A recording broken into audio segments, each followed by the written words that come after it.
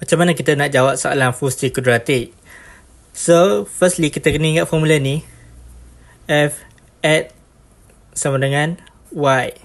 So, yang ni adalah, dalam kurungan ni adalah X dan yang ni adalah Y. Okay, yang ni X sama dengan kosong, Y sama dengan negatif 2.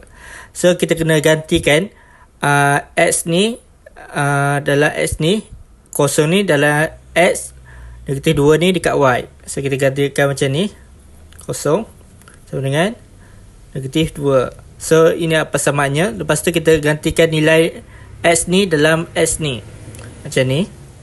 Negatif 3, kosong, tambah 5, kosong 2, tambah C sama dengan negatif 2. Sebab kita gantikan X ni, kosong ni dalam persamaan Fx.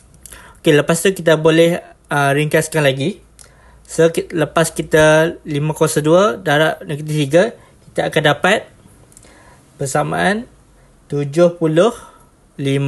Negatif 75 tambah C sama dengan negatif 2.